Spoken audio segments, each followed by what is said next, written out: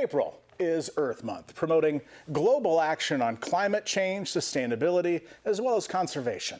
First Alert 6 Aaron Hartley shares how Creighton University is doing their part.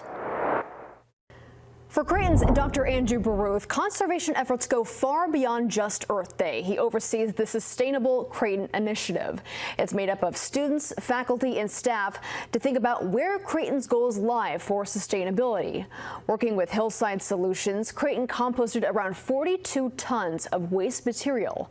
And much like the school, Baruth says that Omaha is on the right track when it comes to effectively recycling.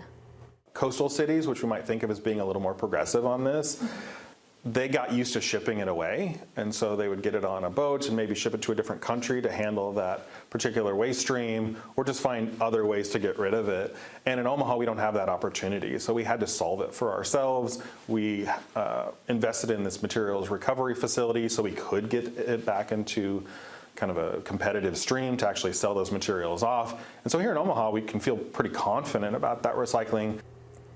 Though recycling is a great choice, Baruth likes to promote reusing, finding those materials that we can use more than once, reusable bottles and cups. To see Wasteline Omaha's comprehensive guide on the do's and don'ts of reusing and recycling, head to our website, firstalert6.com.